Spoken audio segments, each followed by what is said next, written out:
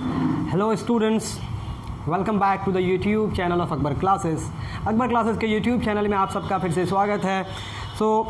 आज के इस लेक्चर में हम डिस्कस करेंगे classification of matter class 8 Pearson, जो बड़े दिनों से नहीं बन रहा था लेक्चर, तो मैं सोचा कि चलो आज भैया इसको आगे बढ़ते हैं, इसको आगे बढ़ाते हैं। तो लास्ट लेक्चर में हम डिस्कस क्या किए थे? What have you discuss the last lecture?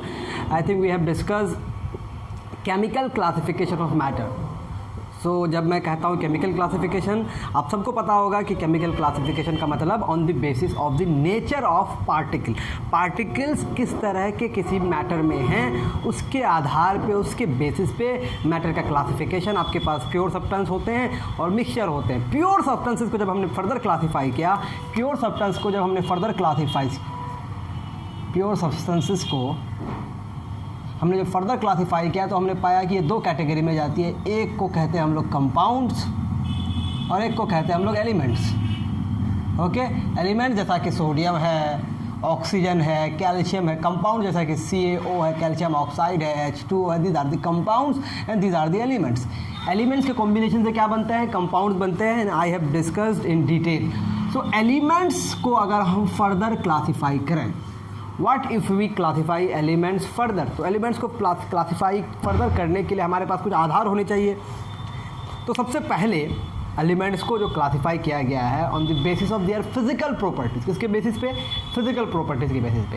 यानी कि कुछ एलिमेंट्स ऐसे पाए गए जिनकी प्रॉपर्टीज़, फिजिकल प्रॉपर्टीज़ बेसिकली, और भी केमिकल प्रॉपर्टीज़ भी होती है और भी जो प्रॉपर्टीज़ आप ऑब्जर्व करते हैं। हालांकि दो ही तरह की प्रॉपर्टीज़ होती हैं मटेरियल की, एक फिजिकल प्रॉपर्टी और एक केमिकल प्रॉपर्टी। तो यही दो प्रॉपर्टी हम डिस्कस करेंगे। तो on the basis of physical and chemical properties, इन दोनों को एक साथ इंक्लूड करें तो आप कह सकते हैं on the basis of nature of elements के नेचर को जब ऑब्जर्व किया गया, उसके आधार पे एलिमेंट्स को फर्दर क्लासीफाई किया गया। क्या क्या कहा गया?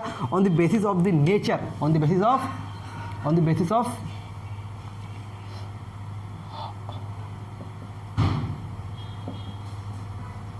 नेचर के आधार पे इसको तीन फर्दर कैटेगरी में डिवाइड किया गया।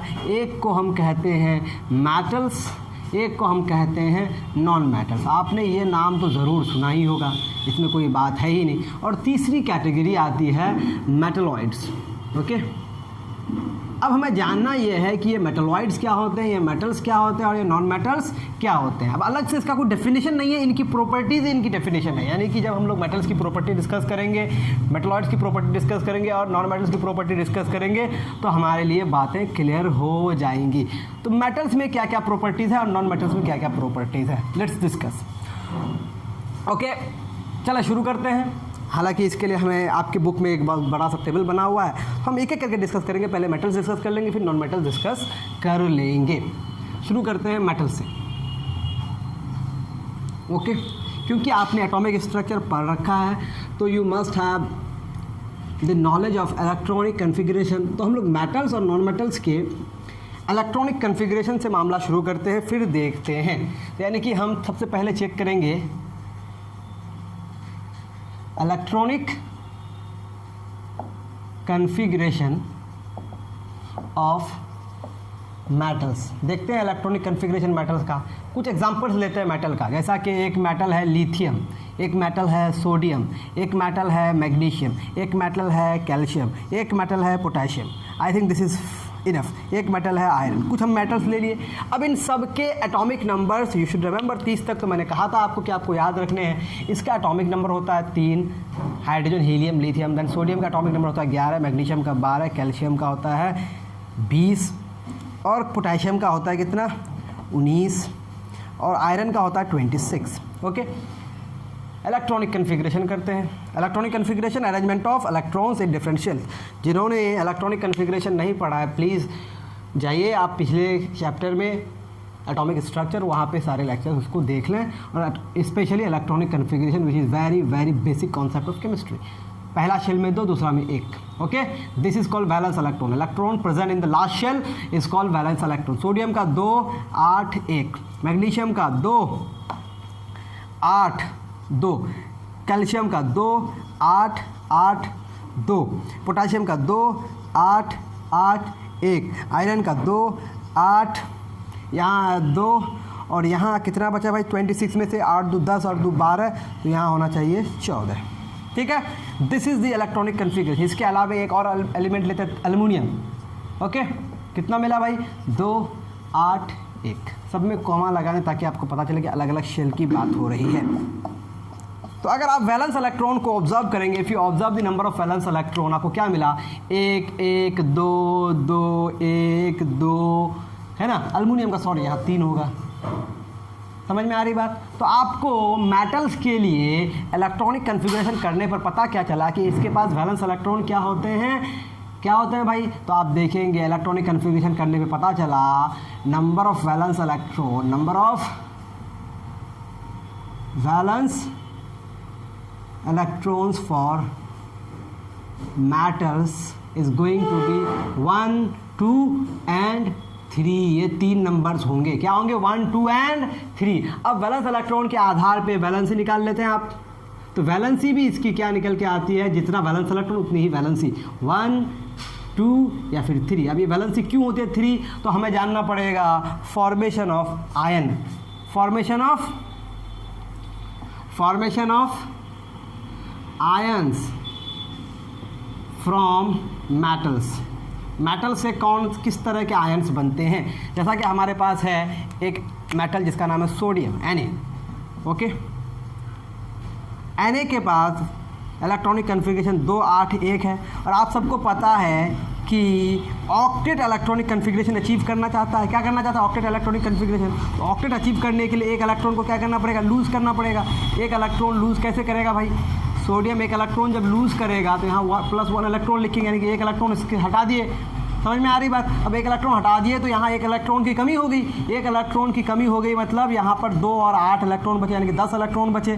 समझ में आ रही बात? इसको अगर मैं ऐसे लिखूँ number of electron number of proton के अकॉर्डिंग, तो यहाँ हो जाएगा 11 प्रोटॉन और 11 electron. Now you have 11 proton but 10 electrons. अब 10 electrons 11 protons, protons are the positively charge particle. एक पॉजिटिव चार्ज ज़्यादा है तो एक पॉजिटिव चार्ज दिखा देंगे। तो क्या बना? Na+ बना। क्या बना?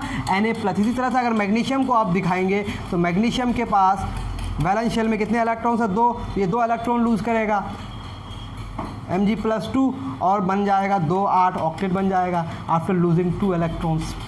समझ में आ रही बात? तो ये क्या बना रहे हैं? सॉरी, 2+। ओके, आपने क्या देखा कि जो फॉर्मेशन ऑफ आयन्स देखे मेटल्स से, मेटल्स क्या बना रहे हैं? पॉजिटिव चार्ज वाले आयन्स बना रहे हैं। They are forming the ions having positive charge. समझ पा रहे हैं बात? इसका मतलब ये कैसा आयन्स बना रहे हैं? कैटायंस। क्या बना रहे हैं? कैटायंस। समझ पा रहे हैं मेरी बात? तो वो सारे एलिमेंट जिसके वैलेंस शेल में 1 2 या 3 इलेक्ट्रॉन्स होंगे, वो उन इलेक्ट्रॉन्स को लूज़ कर देंगे और वो क्या बनाएंगे? कैटायंस बनाएंगे। तो मेटल्स क्या करते हैं भाई? कैटायंस बनाते हैं। कब? इलेक्ट्रॉन्स को लूज़ करके। Metals are losing their valence electron to form cations. अब जब कैटायन उन्होंने बना दिया, इसका मतलब उस पर पॉजिटिव चार्ज आ गया। अब इसी वजह से आपने मेटल्स को नाम दे दिया। तो सबसे क्या क्या बातें आ गई? अगर हम प्रॉपर्टीज़ देखते हैं मेटल्स की, अगर हम प्रॉपर्टीज़ लिखेंगे आप, प्रॉपर्टीज़ ऑफ मेटल्स, तो क्या क्या होगा? सबसे पहली बात, नंबर ऑफ वैलेंस इलेक्ट्रॉन। फिर से मैं लिख रहा हूँ, नंबर ऑफ वैलेंस इलेक्ट्रॉन्स कितने हो जाएंगे? या तो 1 या तो 2 या तो 3। दूसरी अगर हम लिखें वैलेंसी कितनी होगी? वैलेंसी भी 1 2 3। उसके बाद फॉर्मेशन ऑफ आयन में अगर देखेंगे, फॉर्मेशन ऑफ आयन्स, तो क्या बोलेंगे? Metals have the tendency to lose valence electrons to form cations. क्या बनाते हैं? वो कैटायंस बनाते हैं। कैटायंस पे कैसे चार्ज होते हैं? इसको आप बोलेंगे positively charged ions, positively charged ions. Okay, अब पॉजिटिवली चार्ज आयन्स कौन बना रहा है भाई? मेटल्स बना रहे हैं। इसीलिए मेटल्स को कहते हैं metals are electropositive elements, electropositive elements. तो ये हम किस आधार पे बात किए, on the basis of electronic configuration. Electronic configuration जब हम मेटल्स का हमने किया तो हमें ये सारी बातें निकल के आई कि इसके पास वैलेंस इलेक्ट्रॉन 1 2 3 होगा, वैलेंसी भी 1 2 3 होगी। मेटल्स जब आयंस बनाएंगे तो वो कैटायंस बनाएंगे, कैटायंस बनाने की वजह से इसको आप क्या नाम दे देंगे, इलेक्ट्रोपॉजिटिव एलिमेंट्स नाम दे देंगे। This is all about the metals. Now let's discuss about the non metals, यानी कि हम अब डिस्कस करेंगे electronic configuration of non metals. Non metals के इलेक्ट्रॉनिक कन्फिग्रेशन देखते हैं, फिर देखेंगे कि वो किस तरह के आयंस बनाएंगे, कितने उसमें वैलेंस इलेक्ट्रॉन्स होंगे, कितनी उसकी वैलेंसी होती है। Okay, of non metals. Okay, क्या हो गया भाई, electronic configuration of non metals. Let's have some example of typical non metal. जैसा कि मैं अगर ले लूँ एक नॉन मेटल हाइड्रोजन, ये एक्सेप्शन है, याद रखना, हाइड्रोजन की properties exception, exceptional properties, exceptional properties. इसके पास hydrogen is a non metal but it has exceptional properties, इसको हटा देते हैं। दूसरा लेते हैं, कार्बन ले लिए, नाइट्रोजन ले लिए, ऑक्सीजन ले लिए, सल्फर ले लिए, फास्फोरस ले लिए। These are some typical non metals. Chlorine ले लिए। ओके, इसके अलावा भी हैं लेकिन हम 30 से पहले वाला ले रहे हैं। कार्बन का एटॉमिक नंबर 6, नाइट्रोजन का 5, ऑक्सीजन का 8, सल्फर का 16, फास्फोरस का 15, क्लोरीन का 17। इलेक्ट्रॉनिक कन्फिग्रेशन करते हैं भाई, लेट्स सी क्या होता है। कार्बन का 2,4, नाइट्रोजन का 2,3, ऑक्सीजन का 2,6, सॉरी नाइट्रोजन का एटॉमिक नंबर 7 होता है, 2,5 हो जाएगा। ओके, सल्फर का 2,8,6, फास्फोरस का 2,8,5, 15, 2,8,7। तो आपने बैलेंस इलेक्ट्रॉन अगर ऑब्जर्व करेंगे, ध्यान रहे ये कुछ टिपिकल नॉन मेटल्स है, they are typical non metals. हो सकते हैं कुछ ऐसे मेटल्स और नॉन मेटल्स हो जिसमें प्रॉपर्टीज़ थोड़ा सा ऐसा हो सकता है कि मेटल होते हुए भी इस तरह का कन्फिग्रेशन आ जाए, नॉन मेटल होते हुए भी मेटल की तरह कन्फिग्रेशन आ जाए, दैट कुड हैपन। लेकिन ये कुछ टिपिकल हैं, ये कुछ टिपिकल हैं। व्हाट यू सी, जब आपने देखा वैलेंस इलेक्ट्रॉन्स, क्या देखा, वैलेंस इलेक्ट्रॉन, तो अगर आप देखेंगे प्रॉपर्टीज़, अगर आप देखेंगे आप प्रॉपर्टीज़ ऑफ नॉन मेटल्स अगर आप यहाँ से लिखेंगे तो क्या क्या मिला भाई आपको। नंबर वन वैलेंस इलेक्ट्रॉन अगर आप देखेंगे आप, नंबर ऑफ वैलेंस इलेक्ट्रॉन कितने हैं भाई, या तो 4 हैं, या तो 5 हैं, या तो 6 हैं, या तो 7 हैं। अच्छा, इसके अलावे मैं इसके बाद कर देता हूँ उसको। नंबर 2 अगर आप देखेंगे, वैलेंसी अगर निकालना चाहेंगे आप, अब वैलेंसी कैसे निकलेगी, जैसा कि हमारे पास एक एलिमेंट है नाइट्रोजन, ठीक है। अब नाइट्रोजन का कन्फिग्रेशन जब हमने किया तो हमने पाया 2 और 5। अब इसके आउटरमोस्ट शेल में 5 इलेक्ट्रॉन है, तो ये चाहेगा कि इसके आउटरमोस्ट शेल में 8 इलेक्ट्रॉन हो, तो ये 5 इलेक्ट्रॉन लूज़ ना करके ये 3 इलेक्ट्रॉन गेन करेगा। 3 इलेक्ट्रॉन गेन करने का मतलब 3 एक्स्ट्रा इलेक्ट्रॉन इसमें आ रहा है, 3 एक्स्ट्रा इलेक्ट्रॉन आने का मतलब 2 8 बन गया, 5 + 3 क्या बन गया, 8 बन गया, ऑक्टेट इसमें आ गया। समझ आ रही है मेरी बात। तो यहाँ पर 3 एक्स्ट्रा इलेक्ट्रॉन आने की वजह से 3 नेगेटिव चार्जेस इसमें आ गए। समझ में आ रही बात। 3 इलेक्ट्रॉन गेन करके अपना ऑक्टेट पूरा किया, तो होगा क्या, 3 ये कैसे मिलेगा हमें, ये 3 लाने के लिए हम क्या करेंगे, 8 से इस 5 को माइनस करेंगे, इस 8 से इस 5 को क्या करेंगे, माइनस करेंगे, तो वी गेट 3।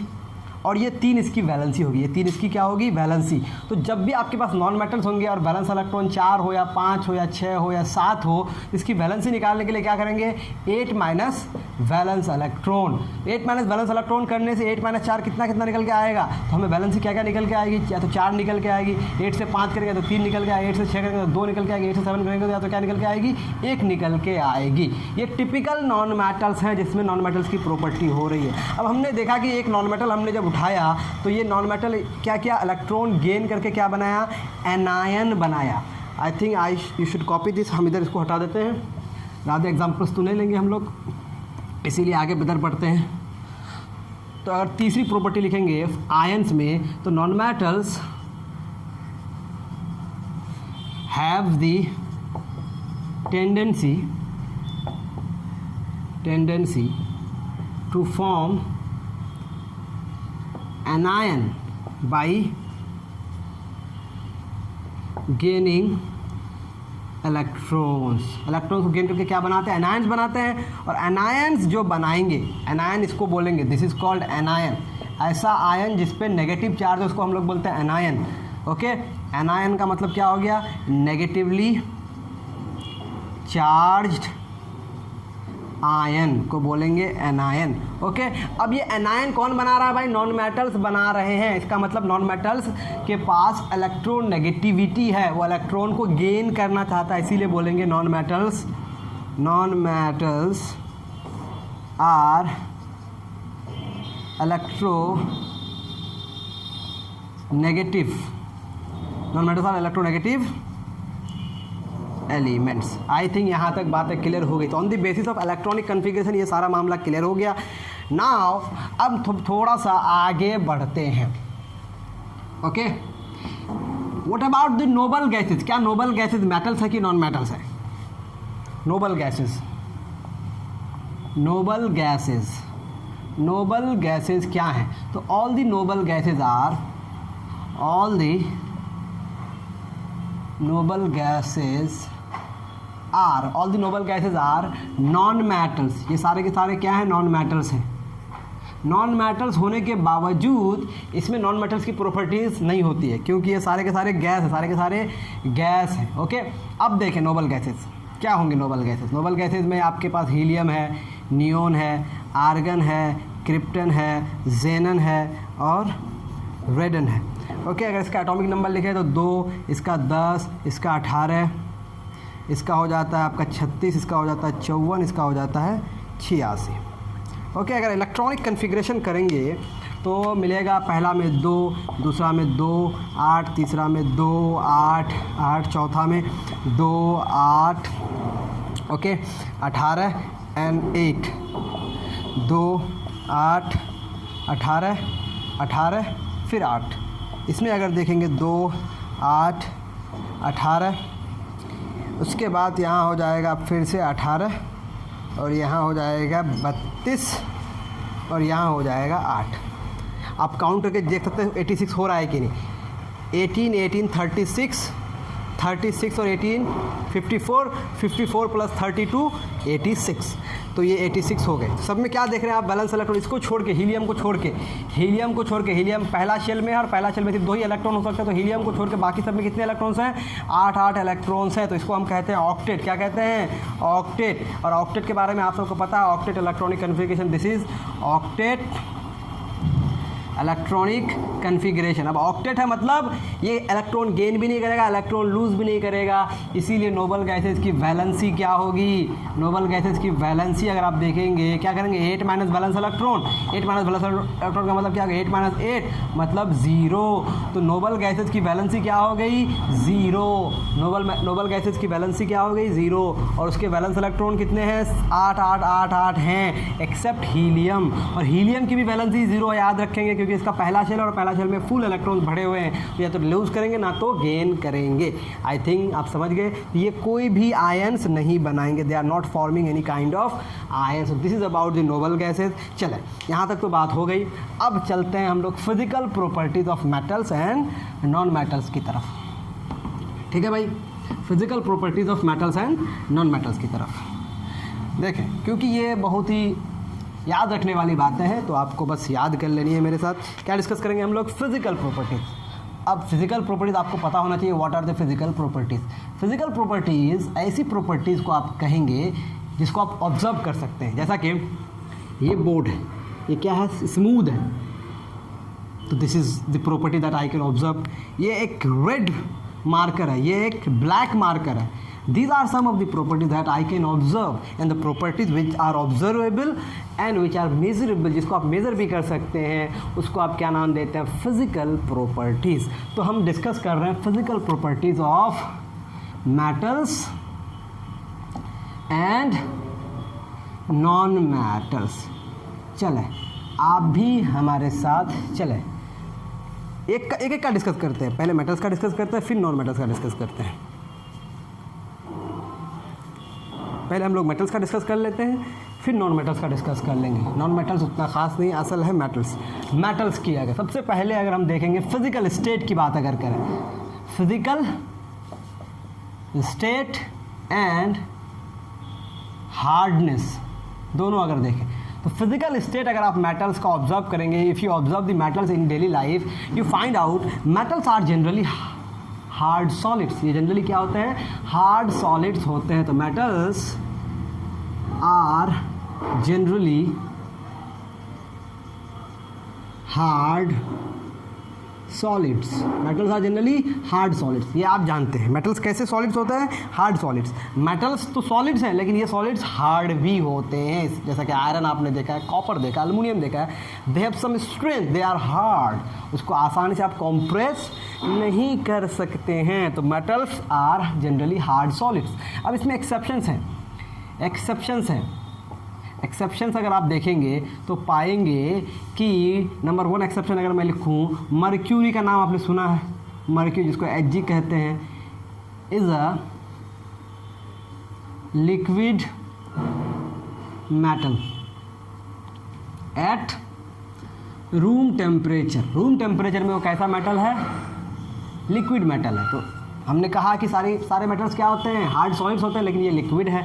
इसके अलावा कुछ सॉफ्ट मेटल्स भी होते हैं, जैसा कि मैं अगर बोलूँ सोडियम है, पोटेशियम है एंड सीजियम है, दे आर सॉफ्ट मेटल्स। कैसे मेटल्स हैं ये? Soft metals. इसकी डेंसिटी, इन दोनों की डेंसिटी जो है, इसकी डेंसिटी जो है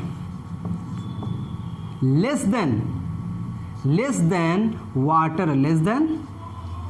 वाटर है। समझ पा रहे मेरी बात? यानी कि वाटर में क्या करेगा? ये फ्लोट करेगा। The density of sodium and potassium is less than water. तो वाटर में तो मिलाते भी नहीं है सोडियम और पोटेशियम का। आप सबको पता होगा अगर आप एनसीईआरटी पढ़े होंगे क्लास 8 का, कि sodium and potassium are highly reactive towards water. तो वाटर के साथ जो भी मिलाते हैं आग लग जाती है, रिएक्शन हाईली एक्सोथर्मिक होता है। तो इसको केरोसिन में डुबा के रखते हैं। इन दोनों को कहाँ डुबा के रखा जाता है? केप्ट इमर्ज्ड इन केरोसिन। तो ये सारी बातें थी जो हम लोग कर लिए फिजिकल स्टेट के बारे में। नंबर दो अगर हम देखें, इसके बाद आती है डक्टिलिटी एंड मैलिबिलिटी। अब अगर मैं एनसीईआरटी पढ़ा रहा होता तो इसका डेफिनेशन भी लिखा था, लेकिन क्योंकि हम पियर्सन पढ़ रहे हैं तो उसका डेफिनेशन नहीं लिखेंगे। डक्टिलिटी फिर बता दे रहा हूँ, डक्टिलिटी वायर ड्रॉ करने की जो प्रॉपर्टी है उसको हम कहते हैं डक्टिलिटी। और malleability the property of metals due to which they can be beaten into sheets, यानी कि जिसकी वजह से आप शीट्स बना सकते हैं मेटल्स को, वो मैलिबिलिटी है। और जिसकी वजह से मेटल्स का आप वायर कर बनाते हैं उसको हम क्या कहते हैं? डक्टिलिटी कहते हैं। और ये दोनों प्रॉपर्टी मेटल्स में होती है, मतलब मेटल्स डक्टाइल भी हैं और मैलिबल भी हैं। तो मेटल्स आर जनरली क्या होंगे? डक्टाइल भी होंगे, डक्टाइल एंड मैलिएबल। समझ आ रही मेरी बात? अब इसके बाद तीसरी प्रॉपर्टी अगर आप देखें, melting points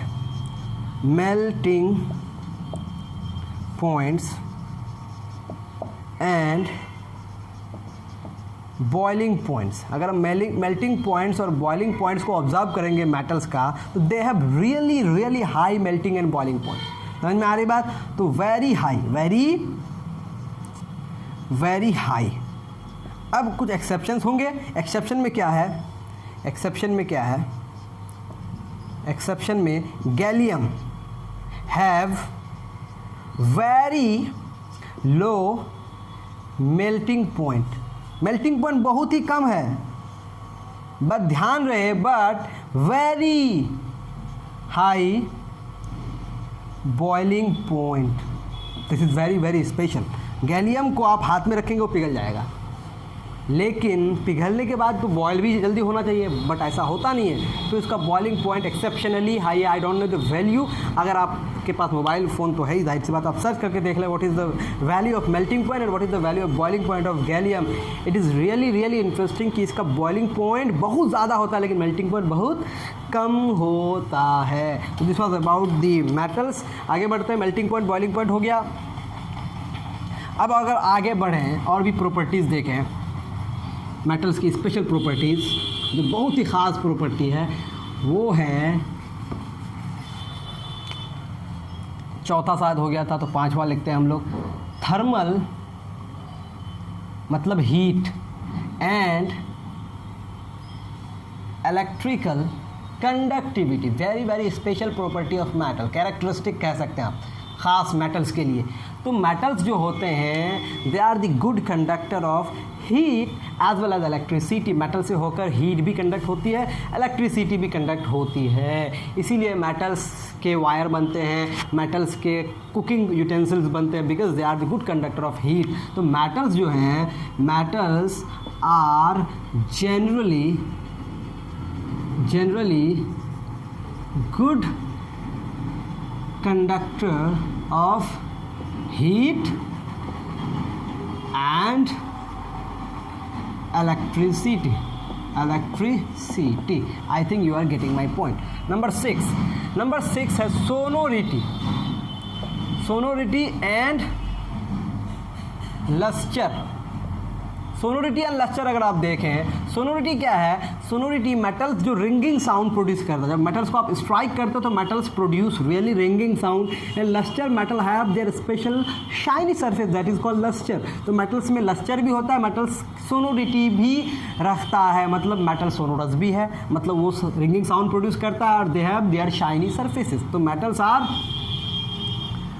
are what? Sonorous and lustrous, मतलब उसमें चमक भी होती है और वो रिंगिंग साउंड भी प्रोड्यूस करता है। अब और आगे बढ़ते हैं, और आगे अगर बढ़ा जाए तो डेंसिटी देख सकते हैं आप। डेंसिटी अगर आप देखेंगे तो डेंसिटी में पाया ये जाता है कि ये हार्ड सॉलिड्स हैं, मतलब घने हैं, particles are closely packed, means high density. Okay, density बहुत ही हाई होता है। अगर आप एक और स्पेशल प्रॉपर्टी देखें जिसको बोलेंगे आप टेंजाइल स्ट्रेंथ की अगर आप बात करेंगे तो मेटल्स जो हैं इसके पास गजब की टेंजाइल स्ट्रेंथ होती है। टेंजाइल स्ट्रेंथ गजब की कहने का मतलब क्या है? अगर आप उसको वायर में ड्रॉ किए तो ऐसा नहीं कि वायर बहुत जल्दी टूट जाएगा, नहीं, उसको जब आप खींचते हैं when you stretch, what you see, it has the tendency to maintain its stretched shape, यानी कि स्ट्रेच करने के बाद भी, यानी कि वायर में आप ड्रॉ करके रखे, एक एंड में इधर बांधे, एक एंड में इधर बांधे, कुछ दिन बाद नहीं टूट जाएगा इतनी आसानी से, मतलब जल्दी से वो टूटेगा नहीं, अपने शेप को मेंटेन रख सकता है स्ट्रेच करने पर भी। तो इसके पास हाई टेंजाइल स्ट्रेंथ होता है, हाई टेंजाइल स्ट्रेंथ। समझ में आ रही बात? इसी की वजह से इलेक्ट्रिक पोल्स में जो वायर लगाए जाते हैं वो इसके बने होते हैं। इलेक्ट्रिक पोल्स में वो खिंचा हुआ रहता है हमेशा, लेकिन वो मेंटेन रखता है अपने आप को। तो this was all about the metals. I think और कुछ बचा नहीं है। मेलेबिलिटी, एक्टिव, सोनोरिटी, अकरेंस अगर आप देखेंगे, अकरेंस मतलब कैसे पाया जाता है, तो metals are generally found in combined state. कहाँ पाए, कैसी स्टेट में पाया जाता है? कंबाइंड स्टेट में पाए जाते हैं as a mineral. So they are basically found in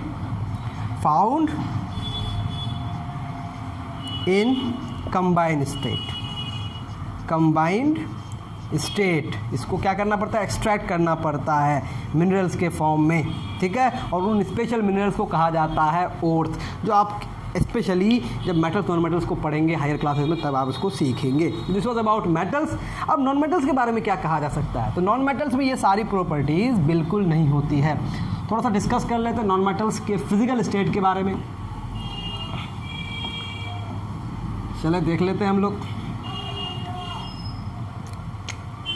physical properties of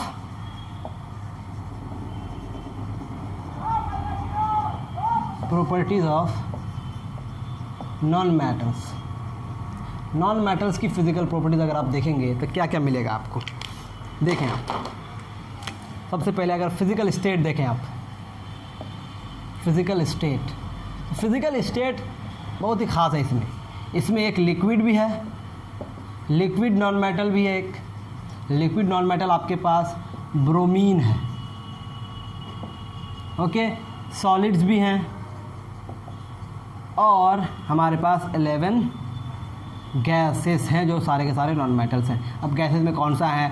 H2 है, N2 है, O2 है, ओके, F2 है, Cl2 है, ओके।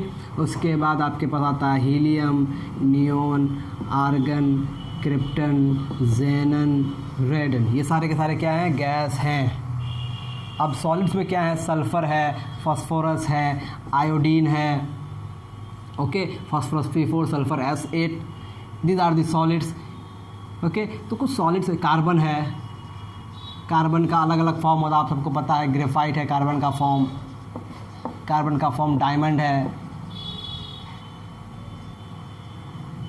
डायमंड के बारे में अगर आप पढ़ते हैं तो पढ़ते हैं कि ये क्या है, hardest naturally occurring substance. Graphite के पास स्पेशल प्रॉपर्टी है। ग्रेफाइट क्या है, ग्रेफाइट एक एक्सेप्शन प्रॉपर्टी शो करता है।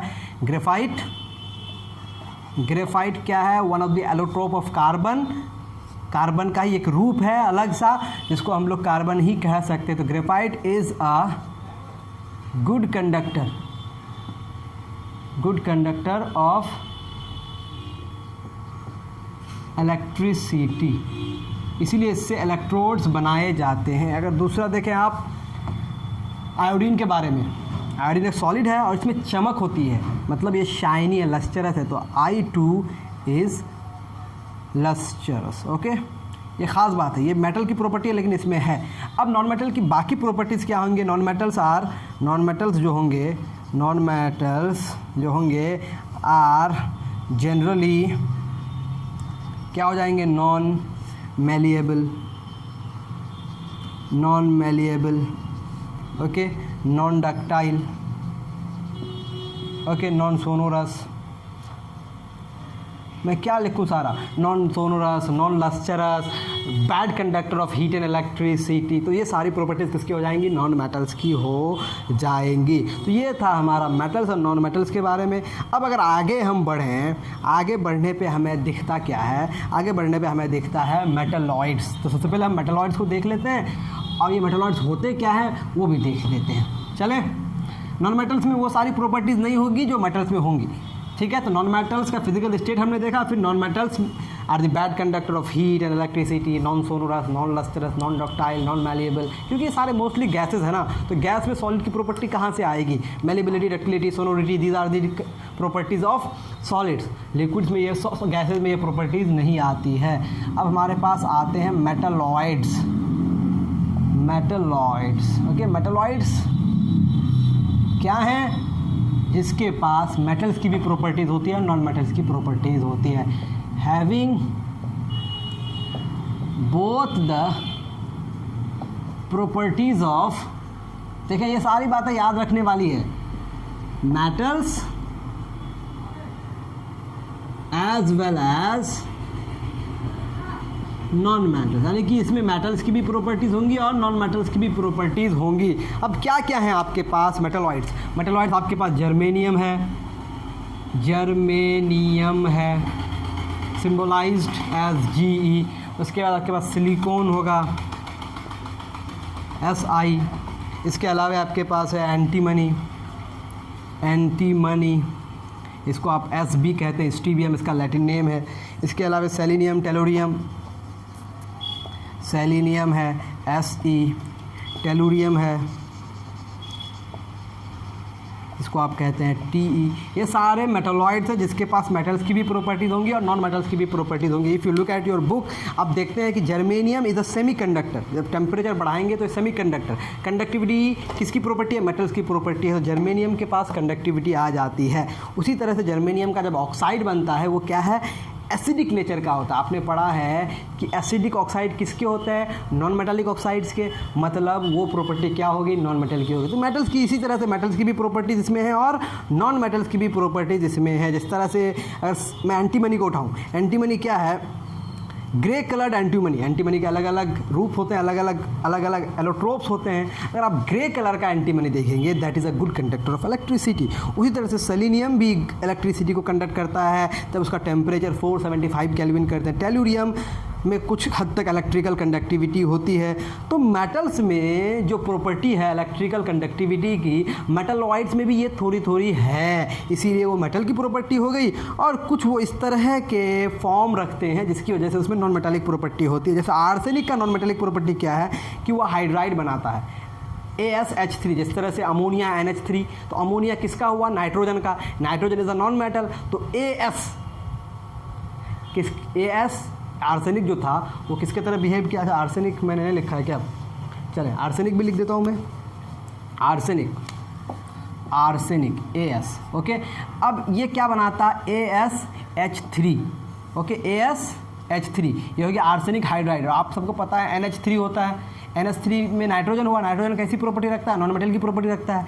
ये कौन सी प्रॉपर्टी रखेगा? नॉन मेटल की प्रॉपर्टी रखेगा। सेम आपके पास स्टीबियम के साथ यही केस है, ठीक है।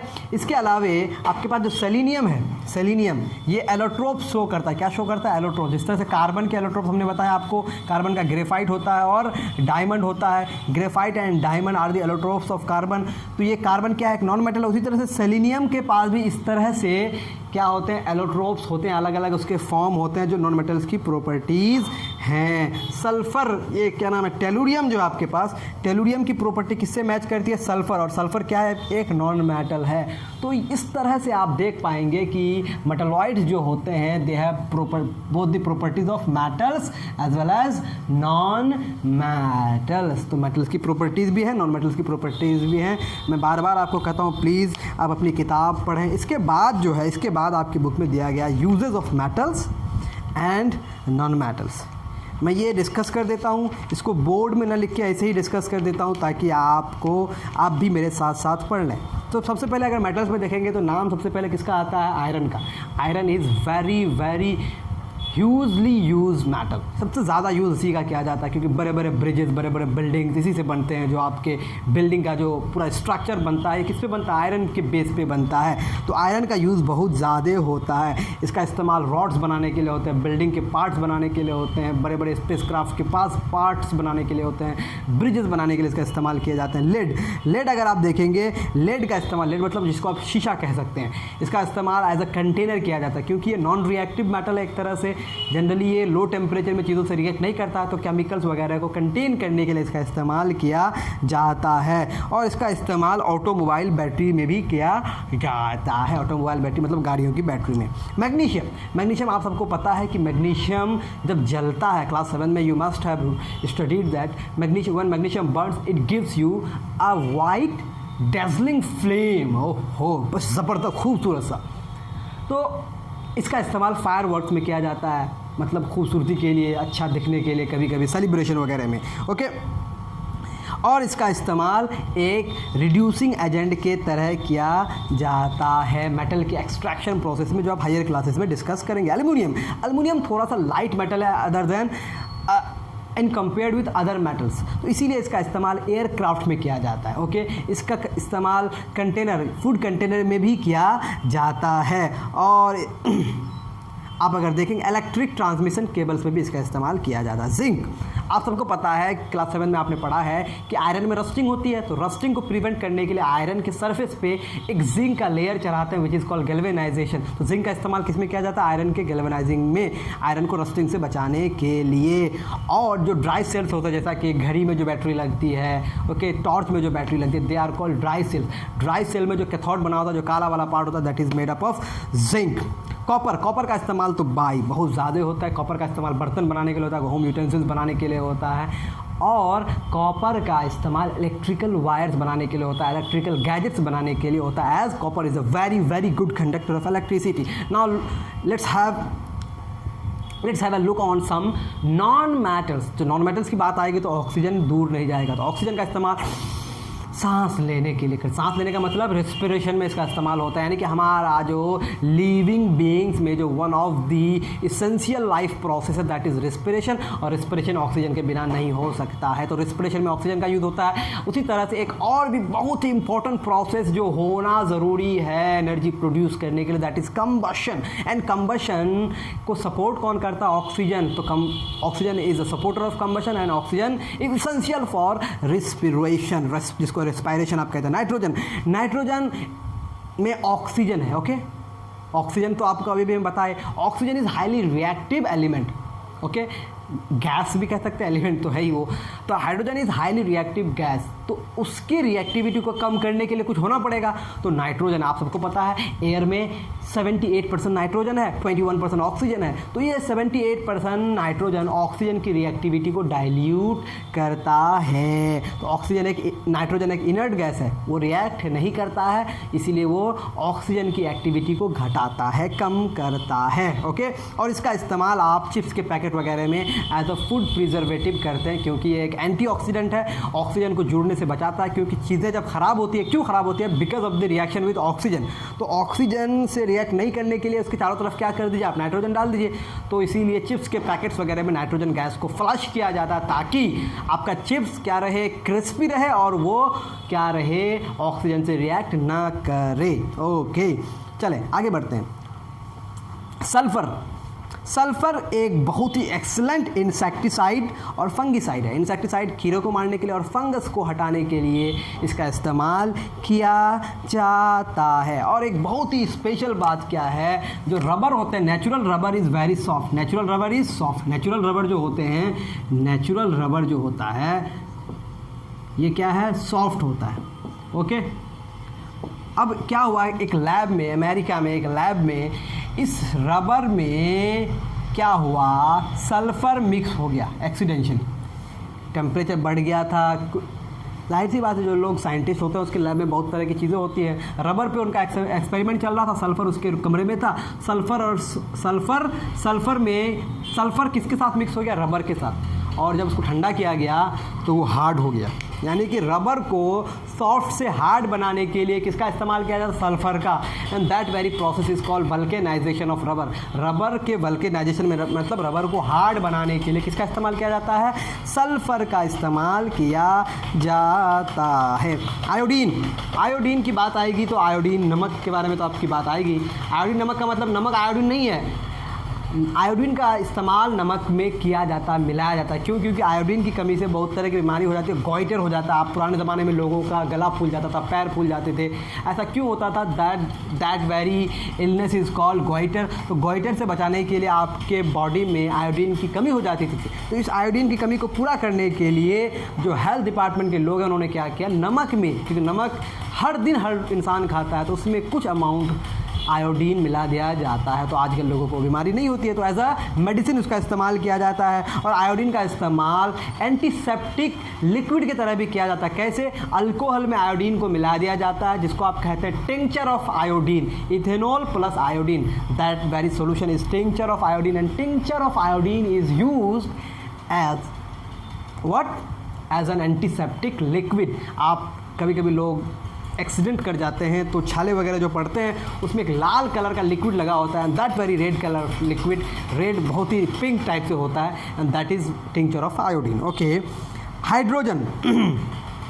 Hydrogen is an excellent fuel, future fuel है, नॉन पोल्यूटिंग फ्यूल है, जिसका इस्तेमाल अभी हम लोग एयरक्राफ्ट वगैरह में करते हैं, रॉकेट्स वगैरह में करते हैं। देखते हैं डेली लाइफ में इसका इस्तेमाल कब हो पाता है। अगर हो गया तो समझ जाएं कि आपका फ्यूचर बहुत ही ब्राइट फ्यूचर है। और इसका इस्तेमाल बलून वगैरह में भी किया जाता है। इसके अलावा कुछ नोबल मेटल्स हैं, जैसे कि गोल्ड है, सिल्वर है। और गोल्ड और सिल्वर का आपको यूज़ तो पता ही है। गोल्ड का भी इस्तेमाल आप किस में, ज्वेलरी में करते हैं। सिल्वर का भी इस्तेमाल आप किस में करते हैं, ज्वेलरी में करते हैं और डेकोरेशन वगैरह में करते हैं, ज्वेलरी वगैरह ऑर्नामेंट्स वगैरह बनाने के लिए। इसके अलावा कुछ लोग इसके सिक्के भी बनाते हैं, मेडल्स वगैरह भी बनते हैं। तो these are some of the uses of metals and non metals. इसके बाद चैप्टर में जो बचता है बहुत कम चीज़ें बच गई। अब we have covered lots of things, क्योंकि ये सारी चीज़ें आप खुद भी पढ़ सकते थे, बट मैं डिस्कस कर दिया। इसमें अलावा प्लेटिनम है, टाइटेनियम है। प्लेटिनम एक बहुत ही एक्सपेंसिव मेटल है।